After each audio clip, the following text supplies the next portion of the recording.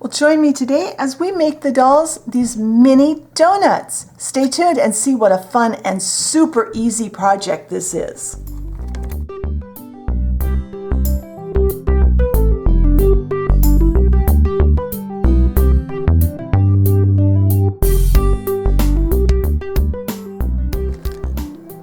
All right, here's one of the little donuts like we're making, the little miniature donuts. You know, I think Hostess calls them donuts. I don't know what Little Debbie calls them, but I know they have them. And we're gonna do the powdered sugar kind. And they have this really cool hole in the middle, and we're gonna use a non-traditional clay tool to get that hole. But we're gonna start with some original Sculpey. And I've rolled out a snake that is a 1/2 inch in diameter. I'm going to cut it in, I'm going to line it up so it doesn't have to be perfect. But what I want to do is count over 3 and get about 3/8 inch pieces. Now once you have one, and excuse me if my nose is running today, we have an extremely high pollen count, including one of my arch nemesis, ragweed. So if you suffer from pollen allergies, I'm sure you understand that I am just miserable this week. I can't breathe. All right, now we're going to take each of those pieces. Each one will make a donut. We're going to roll a nice round ball and use the palms of your hands. It's okay to get a little texture on here. In fact, that will help us a bit. But you want a nice round ball. And I might make a couple more off camera. I think the Hostess ones, mine came 6 to the package. I'll have to look up Little Debbie and see how many come in their package. But these are so simple. This would be a great project if you've never done polymer clay before, or you want something really easy to help somebody to learn to do polymer clay. Like if you've got someone that wants to learn to do polymer clay, that likes to watch what you do, this is a great one for them to start with. Now, keep the ball in your hand and kind of flatten it out. Our goal is to get kind of a rounded sphere, kind of a rounded a flat ball basically, that's about a 1/2 inch in diameter and about 3/8 of an inch in height. Now, I have a Phillips head screwdriver bit. I just have the bit because most of my screwdrivers I've bought over the last several years have the separate bits that you interchange. But you could use a screwdriver. If you don't have one, I think Dollar Tree probably has Phillips head screwdrivers. Poke that in. Do it on the palm of your hand so that you don't flatten out the other side as much. When you're happy with the hole you've got, put it off to the side. And let's do that again. Make sure it's round. Push down. I like to push from both sides.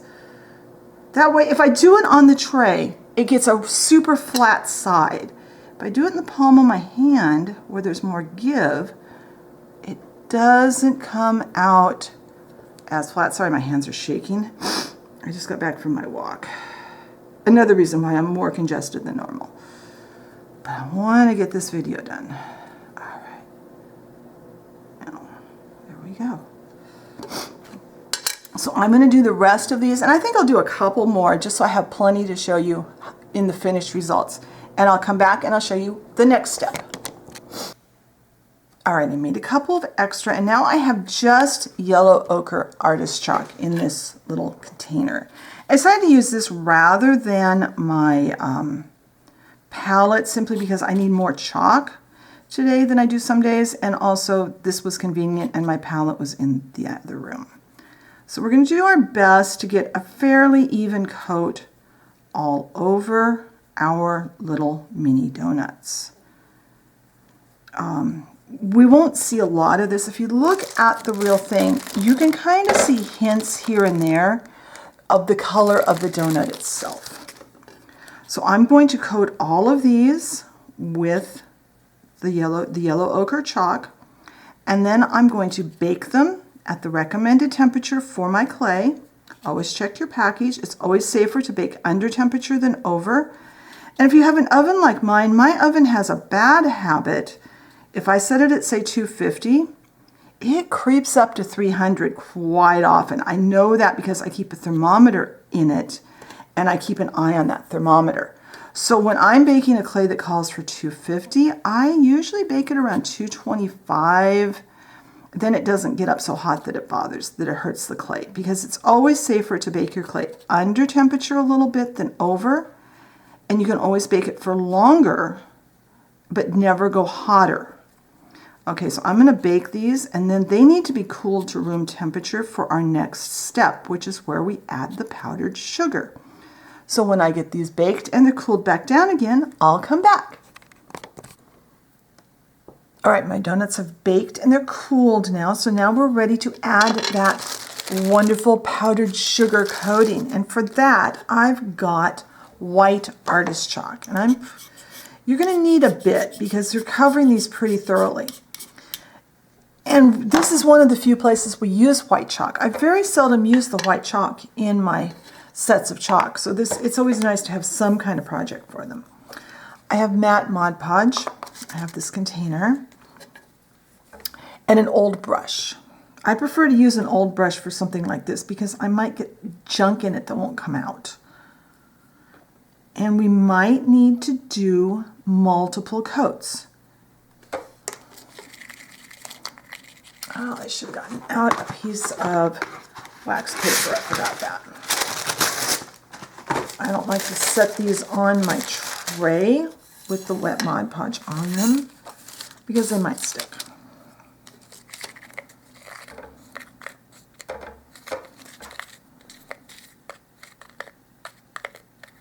And don't worry if you don't coat the whole thing this time, because if there's spots that are not coated, we can touch it up or put a second complete coat on once they're dry.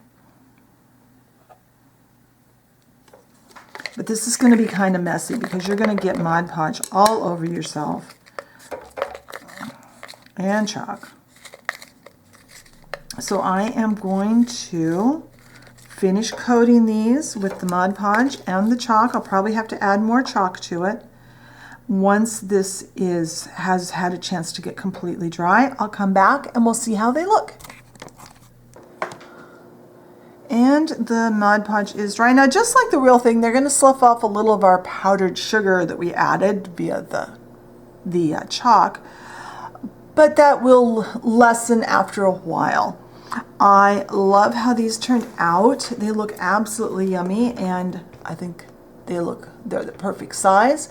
Great for any school lunches your dolls might be going to be packing soon, or maybe an after-school snack for the dolls. Be sure and check the blog post. There'll be photos over there and more information, because I always think of things as I'm editing the video that I forgot to say. So if you enjoyed today's video, be sure and hit the like button. Leave me a comment. What kinds of things do you want to see in future videos? If you enjoy my content and haven't subscribed, I encourage you. Hit that subscription button and the notification bell so you know when I put up a new video. Be sure and share the videos with your friends that also like to make doll crafts. And I will talk to you next time. Bye.